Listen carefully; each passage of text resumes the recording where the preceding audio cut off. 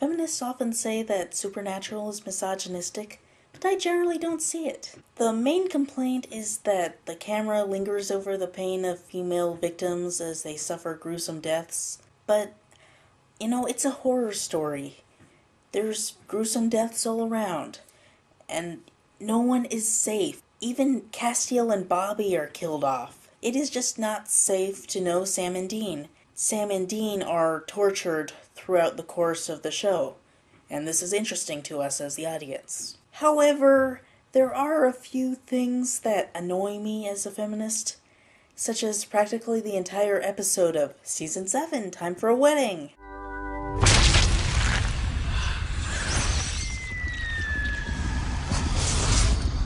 The thing about love spell plots is that they're the equivalent to a date rape drug, so they have to be handled with care. There's the potential for general silliness, characters acting zany, but you have to have some seriousness with your plot. Buffy handled this pretty well in its episode Bewitched, Bothered, and Bewildered, in which Xander uses a love spell that completely goes wrong. There's a lot of silliness with characters acting weird, but there's the issue of rape addressed, with it being wrong to have sex with someone under the spell of a love spell. Not now. Not like this. This isn't real to you. You're only here because of a spell. I mean, if I thought you had one clue what it would mean to me. But you don't. So I can't. And there's a reference to it being like a roofie. She loved you before you invoked the great roofie spirit. In contrast, the movie When in Rome is an example of extremely poor handling, with sexual harassment turned into one big joke, and you're expected to feel sympathy for lonely stalkers during the rare serious moments of the show. And the main issue with a character having sex with someone under a love spell, or potentially under a love spell, is presented as, does he really love me for me? As opposed to it being rape. Supernatural tries for something like the Buffy episode, but it ends up a lot like the When in Rome example. Though Sam does refer to his being placed under a love spell as like being roofied. Look, yes, I used a social lubricant. You roofied me. There's no real seriousness to the episode. It's all presented in a very cutesy, jokey manner. Becky, why am I not wearing any pants? They're very constricting. Supernatural, like other horror comedies, often makes jokes out of things that would otherwise be seen as horrific. Like with the Rabbit's Foot episode, where whenever someone loses the rabbit's foot, the universe conspires to kill them. Damn!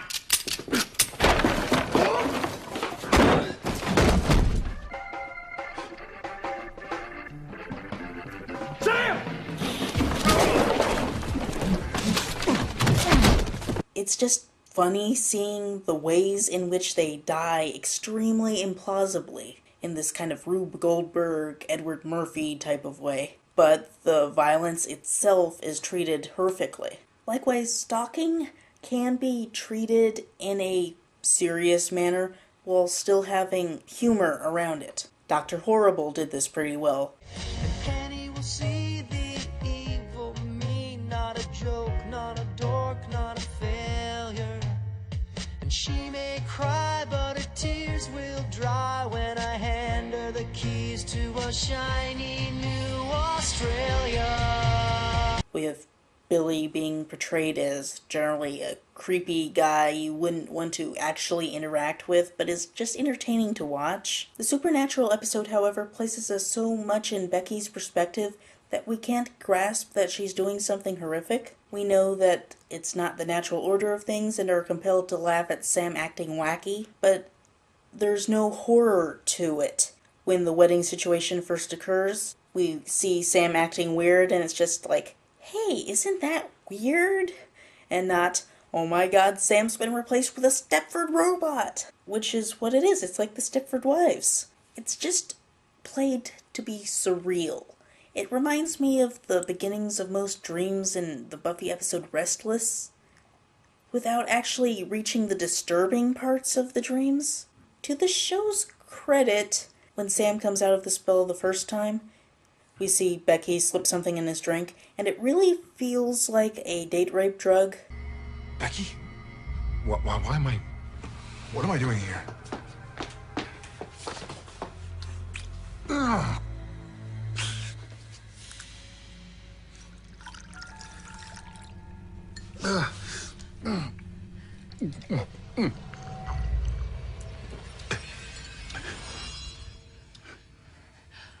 We're celebrating, dear.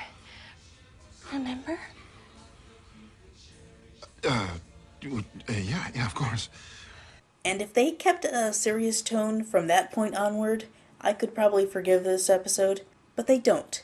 They return right back to the cutesy love spell jokes, where we're compelled to laugh at Sam for doing cute, silly things like hugging Becky's notebook.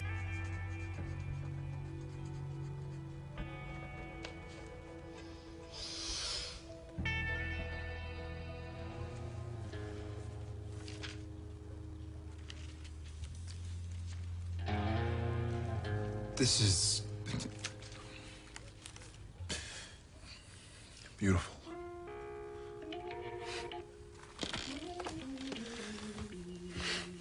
We're compelled to laugh at him because he's acting kind of girly, which is homophobic, transphobic, by the way, not to mention misogynist. I do appreciate the explicit reference to the date rape drug, similar to the Buffy episode. However, her victimization of him is still treated as a cute joke. They can have humor around it, but still treat it seriously. Supernatural is usually good at that. They could have the dark cinematography, mise-en-scène, and have the cute jokes around it, but still ultimately treat it seriously, and I don't feel that they make it serious here. Compare this to the Buffy episode Gingerbread, in which bewitched parents plan to burn their own kids at the stake, and still have time for a little tension release.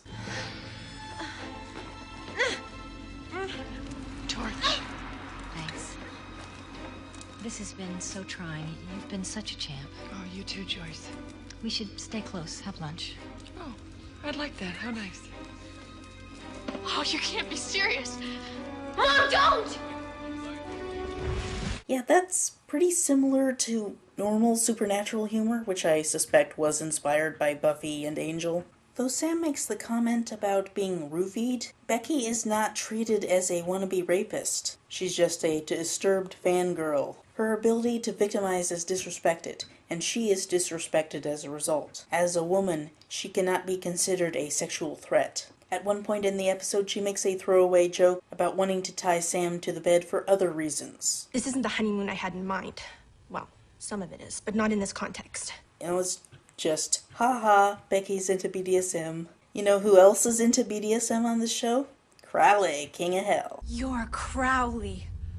Just imagine Crowley saying that he'd like to have kinky sex with Sam while he's under a love spell. That would automatically come across as disturbing, because we know he means it, and Becky means it too, but Crowley is evil. He is obviously evil, and he is a man, and that's really where the threat comes from. She makes a reference to wanting to consummate their love. Do you know, we haven't even consummated our marriage.